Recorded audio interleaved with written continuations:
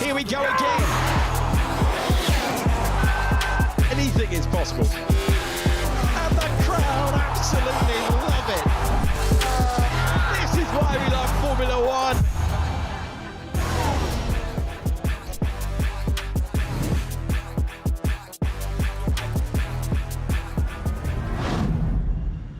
Welcome back, Oscar Piastri, to the top step of the podium, albeit a sprint one, but he's won 3 from 3 here in Qatar. And we knew the start may be important. We knew it may be a race of management and maybe a race of testing that medium tyre. So it transpired. Oscar Piastri will be very glad, though, for a relatively quieter sprint race here. He has taken top spot with George Russell and Lando Norris. Not far behind him, Max Verstappen in P4 must beat Lando Norris in the Grand Prix tomorrow if he's to stay in contention for title number 5. There are still championship ramifications to consider after that one, but a word, guys, Jolyon, Juan Pablo, James, on Oscar Piastri and what that would have meant after such a challenging run. A great deal, just for his own self-confidence, I think. Because when you're in these ruts that he's been in, I know he said there's been a lot of bad luck, and there's been other things that have been going on that make it seem a bit worse than it's been. But you just want to get a good performance in, and he's done that on pace. Out-qualified Lando. I mean, Lando said there was mistakes, but there was mistakes, and that's what it was at the start of the year as well. This was Oscar back to his best, and when you can control a win like that, you're like, yes, I am good. I am worthy of this championship if it falls to me. Yeah, assured, wasn't it? And he had to get that start right, of course. He had Lando Norris behind, he had George Russell with nothing to lose behind him. Yeah, everybody got the start. Everybody did what they needed to do. You know what I mean? I think the big question now, we know Oscar has the confidence now going to qualifying. As we said, Lando made the mistakes yesterday, went off, and I think Lando just needs to be solid, whether he needs to push as hard as he's been pushing the last few races, but keep it under control, even if it means that Oscar is quicker. There's no need to beat Oscar. James, how much confidence does Piastri therefore take into qualifying, which is coming up in just a matter of hours here? Well, he's got the pace and he executed the best, didn't he? I mean, George in qualifying yesterday was ahead the entire lap until the last 2 corners. Lando said he made a mistake as well. It's all well and good to say you theoretically were faster. You didn't get it done. Oscar did. He's got the pace, he's got the execution, did everything he needed to do in that sprint race. So right now, yeah, he's still in the driver's seat, so to speak, heading into GP qualifying in a little bit. Yeah, 396 points, Lando Norris, to Oscar Piastri's 372, so a 22-point gap between the two of them. Jolyon, racing drivers as a whole, I'll ask you a question. Lando Norris said to you, Jolyon, in Parc Fermé, he did not see Max in his mirrors. Would you have seen Max in your mirrors in that move? Well, I'd be checking the mirrors at some point on the first lap. He had a good start. First of all, he had Yuki on his inside at the first turn as well. So when you're Lando, you don't know if it's Max or Yuki. Hello, Zach. I've been told to join the party. We'd love you to join the party. Welcome along. Zach Brown, Oscar Piastri, back to, shall we say, his very best. We know he goes well here, but it was assured. The confidence must be sky high. He's had a perfect weekend so far, but now the big stuff begins. But a great start to the weekend for Oscar and for us. Yeah, Oscar's talking about the high grip surface, but he's saying that he's been a bit unlucky as well in recent races. Have you just felt the confidence for him as soon as he turned up here on this circuit? He's been great on before. Yeah, coming out of Vegas, both drivers, you know, with what happened in Vegas, we were all pretty grumpy Saturday night, Sunday, but then on Monday it was back to business and focus on Qatar, and I think he's come in with a mission of, you know, he could leave this race being world champion leader, right? That's how close it is. So could Max, and so could Lando. So I think he knows what he needs to do. He's very focused. He's been perfect all weekend. I think we got 2 fast race cars, so I'm excited for qualifying. You think Lando coming into this weekend is thinking, I just need to score podiums, you know what I mean? Or is he still trying to get the win? He's trying to go for the win. I think he knows it's so close and anything can happen. Look at what happened last year in Abu Dhabi in turn 1 with Max and Oscar. So I think he's doing everything he can to maximize every point. With one practice session, the sprint becomes a little bit of a learning exercise for a lot of teams, right? Tires are a big talking point. We heard George on his in-lap say, yeah, 1 or 2 more laps, that left front was going to be in trouble. Only a 19-lap sprint race, 25-lap mandated stints. How are the tires on your guys' cars? Are you concerned heading into the Grand Prix tomorrow? I'm a little concerned. Our tires were fine there, but, you know, I think there were some tires that had some cuts last night, and obviously they're managing. We've had tire issues here before, so just concerned on anything that's kind of out of our control that could impact the championship. And in this instance, at this particular track, tires are a topic. What measures can you take? Because cuts seem to be pretty random. We've seen in recent years as well, it could be any car that runs over the curb, runs over debris or whatever, gravel now. Is there any extra measures you can take to be cautious, or it's just luck of the draw? I think it's luck of the draw, and I think that's the problem, is people are dragging gravel onto the circuit and the curb. So if everyone keeps it clean, we'll be all right. But I think we know we can count on some racing drivers to throw some stones on the track. The Ferraris are trying pretty hard, aren't they? Pretty good job at it. Zach, just looking at the Grand Prix as a whole and how obviously two sides of a McLaren garage are facing it. No team orders. I know that was briefly discussed. It was said no. Obviously, Oscar's still within a chance and very much still, back to his very best here. You're up against a team that is united in now that Yuki Tsunoda's showing a bit of pace. You've got two cars versus two opposing sides of the garage. What's the management like for you guys? What's the approach? It's pretty easy because there's not much to manage. It's let him race. So, I saw those comments. I didn't see the interview. We actually haven't discussed not doing anything other than both guys racing. So I don't know if that particular quote was taken out of context or what the question was, but the boys have been free to race since Australia. They're free to race now. As I mentioned, there's 3 different drivers that can lead this championship coming out of this weekend, and therefore, how could you do anything other than continue to let them race?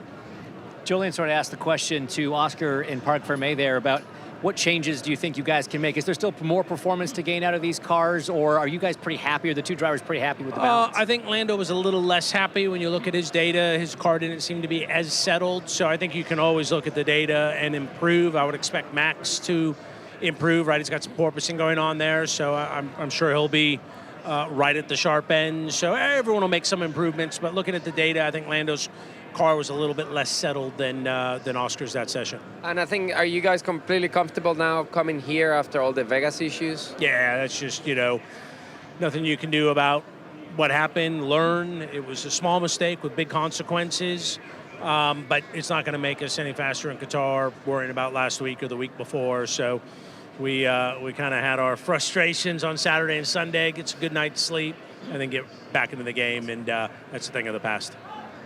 Any more, lads? One more. Has the Mercedes pace surprised you guys? I mean, George was on a great lap in qualifying. Yeah, Oscar just kind of got him in the last. He was strong in the race. Strong in the race. They've had races where, they've obviously won races this year, so they've been very strong and then fall off a little bit. So anytime they're at the sharp end of the field, that doesn't surprise me. Zach, as ever, thank you so much for answering our questions. Thank you very much. Really appreciate it. Well done to Oscar, well done to McLaren, and good luck for the rest of the Grand Prix format that comes now with qualifying round the corner. It feels odd with the night fallen to be saying, well, that's half of the day done and we've got to go again for qualifying. I'm sure the drivers feeling very much the same. I'll come back to the question we asked before we saw, I think I will, but we may be getting a very special guest in just a moment, actually. Looking over my shoulder, I'm told incoming. He's just been in the McLaren garage speaking to Andrea Stella. No, it's not Lando Norris's car. It is one of the tennis greats. Novak, we'll get you in right in shot here. Novak Djokovic is joining us. Brilliant to see you here. We saw your wonderful movement session on the grid. We kind of did our show in front of it and didn't take part. We're sorry, but how much are you enjoying this Qatar Grand Prix? So much. Amazing just to be part of this experience. Is very unique. I mean, I was just saying to everyone that it's my first race live. It's going to be, of course, tomorrow. Last year I was here just for the first day, but I had to leave, so just the noise, the sounds, it's something that you guys are used to it, I'm not. But I just admire a lot, of course, the athletic, the mental abilities, the team spirit, just everything that goes around, and just to be able to see the preparation, the engineering, just what goes behind it. It's incredible sport. Novak, you are no stranger to pressure and to delivering in the highest of pressure as well. Right. We have a title battle between 3 drivers, 2 going for their first ever, 1 going for his 5th. It feels a pressure cooker for us being in this paddock, and it's ramped up and up. How do you view it coming in? And can you impart any wisdom from all of your years in getting championships over the line to these drivers of how they can do this, how they can perform? Well, I think, individual sport is always, different than team sports. It really comes down to your own ability to cope with your own stress and the tension and anticipation on what might be, what is going to happen, or what has happened already. So really trying to be as much as you can in a present moment. I think it's much easier said than done. So because we always try to go back and regret for decisions that we made that put us in this position, or we're too anxious about what's going to happen. So I think just trying to, bring yourself back to that present moment and really using the resources, the environment, the people that are around you to really center you, to balance you, to just bring you back to the routines, have your private time. And I know that I've spoken with Lando and Oscar and George, and I know them pretty well, and I see the way that these guys go about their own days and their preparation and recovery. It seems like they're doing the right things. So it's all relative, of course, but in the end of the day, you have to draw strength from your motivation, really what inspires you to be the best. And, they're living the dream, they're doing what they wanted always to do. And that's what I remind myself of when I'm in a stressful situations is like, hey, you always wanted to do this as a kid. So yes, pressure is there, but try to draw the strength out of that positivity. You talk about that pressure, you talk about that preparation, and I always loved talking to other athletes and kind of learning how it was in their sports. You said you've spoken to Oscar, Orlando, George. What do you find is kind of similar in their approaches to what you did when you were playing versus maybe some of the bigger differences?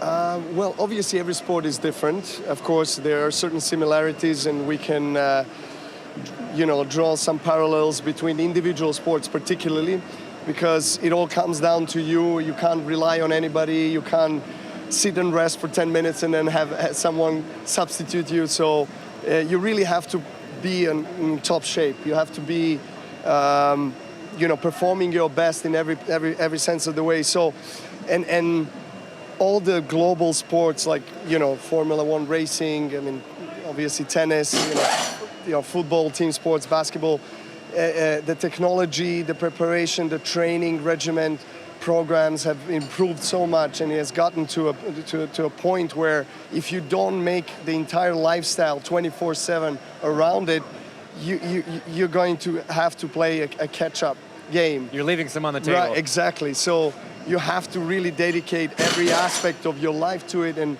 make sure that the entire environment and the community around you is working so that you can be at your best. So Novak, we've got Lando Norris has a match point tomorrow. He has a chance to seal it, but it's a first title. You've obviously won so many Grand Slams now. Can you remember back to your first title and how the pressures felt different for that one versus when you have a few in the bag already, like Max Verstappen? I can definitely remember, those days. Of course, it's a huge relief when you do it, and I really wish him. He's deserved it. He has had an incredible couple of seasons, particularly this season, and for the entire McLaren team. And of course, when it goes down to a wire to the last couple of races, the pressure mounts, not just with the driver, but the entire team. And even if I don't know how it is, but I assume even if you try to isolate yourself, the team members, you can feel their stress as well. So, it's important to have your own space, and I'm sure that they're thinking about it, and he looks like he's locked in. But it's interesting to see the kind of dynamics between, because we don't have that in our sport, you're teammates, but you're also main rivals for the title, right? So it's a little bit of a strange dynamic that it's not always easy to handle. But it's interesting to observe from the side. But again, the motivation is, I'm sure, higher than ever for him to finish off as a champion even this weekend. It's like you playing a Grand Slam final against your training partner. That's what's going on here. Exactly. So I have a question. Yeah, go ahead. Is it for you as important? I think I was a driver for a long time. Is it really important that people around you, your team, what you call your team, that makes a big difference in stressful situations like this? I think it does. I think it makes a huge difference. Of course, you need to, organize your day, your year, your season, have clear goals and objectives. And as I said, basically adapt your lifestyle and everything you do in your private life so that it serves the purpose of you being the best you can be. So it's not only about the team members, it's about your family members, your friends, people you surround yourself with, that can fuel you or they can drain you, So it's just, as an individual athlete, you have to constantly think about, really who and what makes you feel comfortable and what really gives you this incentive, gives you this inspiration to be your best. Novak, thank you so much for words of wisdom. And I know you're heading now into the McLaren briefing, which will be fascinating. Yes. So you'll be able to hear both sides of this garage. Brilliant to see you. Enjoy your Thank you first so full much. Grand Prix weekend. Thank you. And Thanks for having coming me on the here. show. Thank you so much. Thank you. Alrighty, well, we'll get to the Lando Norris versus Max Verstappen thing in a mo. Let's hear first, though, from Max Verstappen after potentially a tricky sprint race. Max, looked like a pretty good start out there, and then the bouncing took over again. Can you talk us through it from your side? Yeah, start was good. I think the first 2 corners worked out well, and then we just fell into the same problems as yesterday. Of course, we know that you can't change the cars. So, but at least it's good to know in a sense that on quali and race pace you're facing the same problems. So then we also have a few things that we need to work on now to try and improve, because you don't want any kind of bouncing or jumping on a track like this. That's what we'll try to work on, plus trying to look after our front tires a little bit better. You touched on it there. I mean, can you fix it for qualifying later, or at least make it significantly better? We'll see. We'll try our best. All right, thanks, Max. We'll try. Max Verstappen always tries, but it has just crept in a little bit now, that pressure. He has to beat Lando Norris in the Grand Prix to stay in contention for title number 5. We know that Max Verstappen can withstand pressure. I'm going to come back to a question I asked about 10 minutes ago, and that was, did Lando Norris see Max Verstappen in his mirrors? And how, as a driver doing lap 1, do you not see that, genuinely? I forgot about that question. Yeah, that's where we were. For me, when I was racing, you're never really looking in your mirrors on the way down to turn 1 unless you're at the front and you're trying to cover someone off. I'm always just trying to look ahead. If you get a bad start, then you have to start looking in the mirrors. But after the first couple of corners, you come through turns 1, you're having a quick glance, and then up towards turn 3, things settle down. You're always checking who's behind you. He'll have been hoping it's Fernando still behind him, the green car that's not relevant in the championship. And as soon as that is a Red Bull, I've had it before in title fights in the junior series, and you think, oh, it's my rival there straight away. How has he done that? It's annoying. But hey, I have no reason to disbelieve that he just didn't check and he was all eyes forward. But remember, you have the gaps and what car is behind you on the steering wheel. So you don't have to really look at the mirror. But I guarantee you come into the straight and you'll be going, oh yeah, he's there. But he was too far. I think it's Max just showing the nose. Yeah. I'm trying to put a bit of pressure more than anything else. And they were going to Max going, hey, you're burning the tires of the car. Like you need to be smarter than this. It was quite the look up the inside, though, wasn't it? And I think we were hearing on the radio that Max was churning through the tyres a little bit more. He had the least management, I believe, was the message from pit wall. Julian, you were saying you wouldn't like that, though, the look up the inside there from Max. Well, I was there with championship rivals before, and like I said, they'd be behind you and you're thinking, oh, can it be someone else?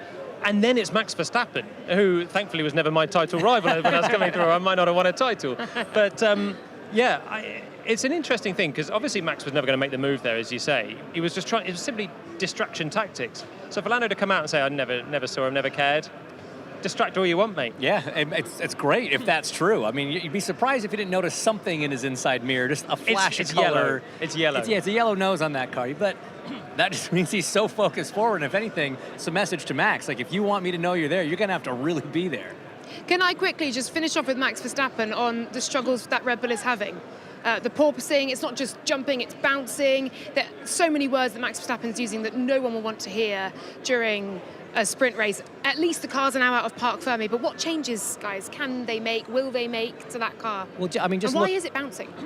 So the bouncing comes from essentially, it's almost a similar phenomenon to what caused the issues for McLaren in Vegas. These cars, they're so aerodynamically sensitive. The way the ride heights work, the way the floor interacts with the top of the car, it depends on the ride heights, on the rake. You have positive rake, negative rake. It can put it into an aero map to a window where it just starts doing something a little bit funky. The different parts of the car aren't talking to each other right. And when you get that sort of phenomenon on the straight, it's annoying. When you get it in a corner, it is almost impossible to drive. Max obviously did a great job to hang on to it, actually move up a couple spots, very Max Verstappen of him. But just think back to Brazil. That car, out of Q1 on pure pace for the first time in his career, elected to break Parc Fermé, make some changes, start from pit lane, and look how fast that race car was in the Grand Prix. So Red Bull is hopefully confident that they can find the problem, make the right setup adjustments. Again, we've talked about this already a lot this weekend. We've seen them come back from this type of thing before. This is their opportunity now. They've got to figure out what this car needs, what Max needs out of it, get those changes done before the qualifying here in a couple hours. And while we're looking, of course, at Max, at Lando, at Oscar, Mercedes are getting themselves in the mix. They're a thorn in the side as these cars battle for titles. Let's hear it from their boss, Toto Wolff. So P2 for George today. Kimi moving his way forward in that race as well. What did you learn about the car in that sprint? I think the car is solid. Was solid, quick. George, can we go here? Made the tires last also. Tomorrow it needs to be 25 laps. Today it was 19. I think good learning. I think this is a race for it's a qualifying race. You know, the track layout doesn't look like Monaco, but the kind of pattern is a little bit the same. The overtaking is hugely difficult. Well, you were 32 thousandths of a second off sprint pole yesterday. So what do you need to do to find that? Is it just in the driver, or do you need to improve the car, do you think? It's always in the driver. It's all the driver's fault. It's always the driver's fault. I guess the job that he's done yesterday was really good, and if we can do the same thing today, why not go for pole? And I know it's only sprint points, but any frustration at that late penalty for Kimi that cost him a place? Unnecessary. There's white lines. No. Thanks. Good Thank luck you. today. Bye. Toto Wolff there with Chris Medland, and a really strong performance from Mercedes. George Russell wasn't expecting that pace after a P14 in practice, but 7 more points for him in the Drivers' Championship and a P2. Some Montoya fans over there, I think. One's for you, Pablo. But yeah, let's look at beyond the top 3 to not Max Verstappen, but his teammate Yuki Tsunoda. And it was a case of the sublime to the ridiculous. A brilliant start, wasn't it? Not just to hold off Alonso, get round Alonso, but also to let his teammate through while holding his own position. He was flying, almost up the inside of Norris at one point, but then the track limits. Where did you rank that race? Well, still it was good in terms of the pace, and I think he's done a lot right there to out-qualify Max, to get a great start as well and get his way past Fernando, then open the door so Max can come through as well. There was a lot right about Yuki's race. For me, I just felt this track limits thing was a little bit like Toto, Everyone knows the rules. They have been so strict on them now for a couple of years. And it was 14 laps when Yuki'd been off 4 times. Just think, that it's difficult to overtake. You go under no pressure from behind. You're never going to go and pass Max. So it felt completely needless. I don't think it's cost him position in the end, though, has it? Because of Kimi's potential penalty too. So Kimi's got a 5-second penalty as well. So 2 5-second penalties equals they stay where they are. Basically P5 and P6, and I guess rather the sprint race than the Grand Prix tomorrow, I suppose. Yeah, but the heights are, he was there. He had a good pace, he had a good start, he did everything. I mean, yes, he made the mistake with the track limits, but I question, did Red Bull change something? Did they came here and decided, hey, we need to make sure both cars are competitive? Are we putting the same thing on both cars? Or it's like, why all of a sudden Yuki goes from running 15 every week to be in the top 5? But Max is struggling as well. So Max is really unhappy and Yuki's absolutely fine with the car. When Max is happy again, which he may well do, Red Bull are very capable of changing the car so much between sprint and qualifying. Not always positive if you remember Brazil. But anyway, if he's happy, I think the gap will be there again, is my feeling. But Max, when he doesn't like this bouncing feeling, we've heard it from various circuits already this year. It changes the balance. You don't know what you're going to get when you turn up to any corner. You're getting an inconsistent balance, sometimes big understeer, sometimes oversteer. The pitch is changing. If they can sort that out, I think it'll help Max a lot more. And, hey, Yuki's done really well, don't get me wrong. But I think he's already in a much happier space. So what you're saying is, if Yuki's P5, if they fix Max, Max is going to win by a lap. He'll win. That 5/10th gap might come back, right? And it's just the difference between first and sixth rather than, I'm not so sure, because this is one type of track for Red Bull that should have been really good. It's a smooth track, high-speed corners. They've been good all year, and for them to be... Brazil is different. Brazil is bumpy. Vegas is bumpy. This is smooth. This is down their wheelhouse. This is where they should have been really good already. They're looking at everything and say, what do we do? Because yes, you can get rid of that bottoming. You raise the car a little bit, open the gaps, make it a little smoother, but you're going to take performance away. But they literally did it last year. Last year, Max finished 8th in the sprint. They made some changes. He had very similar comments, and then he took pole and he won the race. We'll see. They are capable of finding it. But it can go the other way too, because we heard from Hamilton after this race. So again, Hamilton took a pit lane start to make changes because his car was so bad. He said after the race, we actually made it worse. Today. So post-sprint, no. Hamilton reporting that it's actually the weather worse than wasn't it was great. in qualifying. The weather's still fine, but it did not help his Ferrari, unfortunately. So, I mean, this you're just scratching your head at this point. I mean, how could it be? He qualified 18th on pace. That's crazy. And he's saying he made it worse. That is... But Charles wasn't that a lot better. I don't know. fell back Charles 4 Leclerc spots. shuffled back towards the opening laps of the race. Ultimately finished P13. Lewis Hamilton P17, and that was by virtue of he was running around with Lance Stroll, who then pitted on to softs, presumably to get a bit more testing done on that tyre. But where do Ferrari go? From It's here? crazy. They it's seem like they have no direction. For It's how like to you take go the car. they go one weekend and they're like solid and they look, oh my God, they look competitive, and then they come here and it's like, especially 2 races to go with this car spec. You've done this for a million times. You shouldn't get it that wrong. The car is bad. Leclerc is all over the place as well. Lewis spent most of the race stuck behind Stroll, so he's obviously feeling dirty air. He's not in a good mental place at the moment. But Leclerc was nearly in the top 5 on the grid. He was 1/10 away from being in the top 5. It's not good for Ferrari, but it might be acceptable. And again, they're a team that can make changes. Obviously, they've got another steer from Lewis, even if it's not positive. They know they can go a different route, and they're capable of turning around. But I just worry for Lewis at this stage because it just seems he's in a spiral of doom, isn't he? It is, as he said, a horror show. It's a nightmare for him, isn't it? Just 2 more Grand Prix to go for Lewis Hamilton at Ferrari in 2025 before the new era. All right, let's hear from our top 3 then. Oscar Piastri, George Russell and Lando Norris. Yeah, I mean, a pretty straightforward race. Just can't really do a lot. Pretty impossible to follow around this kind of track. So yeah, not much happened, It was more just trying different things, trying to get a bit more of a picture on how to drive the car. I struggled quite a bit yesterday with just the confidence and knowledge of how to keep this car on the limit, comparing to the last few weekends. So I tried to figure some of those things out, and we'll see if that can help me for later. Yeah, pretty uneventful, to be honest. Didn't want to get in Oscar's DRS. I think Lando got in mine once. The last 2 laps I felt a vibration on the front left, and we know that tyre failures of all the tracks. This is the one where it would happen, so I just brought it home on the last 2 laps. Oscar, you nailed that one. Must feel pretty good.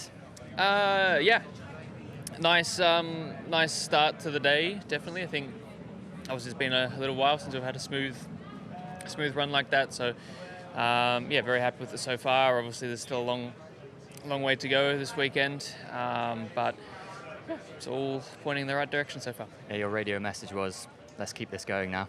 So same mindset for quali coming up later. Exactly, it's been going well so far. So if it's not broke, don't. What's the saying? If it ain't broke, don't fix it. Exactly. Thanks, Oscar. Well done, Oscar. If it ain't broke, don't fix it. And it seems you have definitely fixed something for this weekend, but we've got qualifying to come. So your sprint winner, not as dramatic as previous sprint races this season, but I'm sure they've learned a lot out there, at least. Oscar Piastri winning that one. Just a couple of hours then until our pre-qualifying show. That's at 8:30 here in Qatar. Qualifying begins at 9 p.m. and then your post-quali show straight after, where we find out who will be on pole. For race day, pre-race show at 6 p.m, 7 p.m. start for the Grand Prix itself and the post-race show. Keep it here on F1 TV, and you can watch on YouTube as well for all of the analysis and the reaction.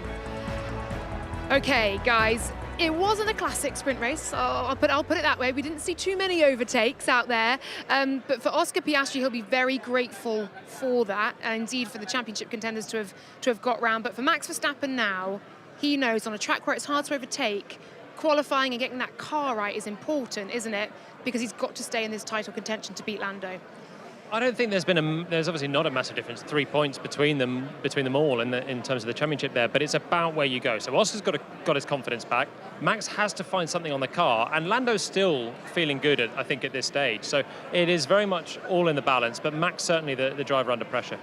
Your final thoughts, Juan Pablo, on what we've seen and looking ahead, of course, to qualifying? I think big thing if Lando can keep it on the track. I think that's a big lesson from yesterday for him. If he can keep it all together and manage to whatever grip he has, he'll be okay. He doesn't need to do anything heroic. I think Oscar needs to keep going for broke. He cannot relax after winning today. And Max, Red Bull, as you know, Julian said, they have a lot of work to do. They've done it before. They're surprised before, but you know. I mean, Oscar can't relax, but he also cannot afford a single mistake. I mean, that was the difference. That was the differentiator yesterday in qualifying. A lot of cars were quick, but he was quickest because he didn't make a mistake. He has to keep pushing, but he has to keep executing. If Lando cleans it up, you know, we know his second lap in Q3, he had some dirty air, he made a mistake. Every driver's got their reasons, right, for why they could have been up there. He cannot afford to have any of those by the end of the night tonight. It's going to be a tough Grand Prix tomorrow, but track position is so important. And again, there are 3 or 4 cars you can make a good case for pole position. So just because we know what happened yesterday in qualifying, I don't think it really indicates necessarily what we're going to see tonight. And George Russell, almost on pole yesterday. More soft tyre runs to come later on. 1 lap here to decide who will be on pole. You do not want to miss it. Thank you guys for all of your reaction to our sprint race. Back in action in a couple of hours. Join us then. Bye for now. Welcome to Qatar. We're underneath the floodlights and the Sail International Circuit. The Qatar Grand Prix is underway. Max Verstappen's got the lead of the Grand Prix. Lando's going past the pair of them. Oh, off the road, he's in the gravel. Viciously quick track around here. It is fast, it is flowing, it is physical. That is an unbelievable speed. Hamilton got the launch off the line. Round the outside, he's hit his teammate. Oh my word, contact. This is made. Max Verstappen wins the Qatar Grand Prix. Simply long, guys.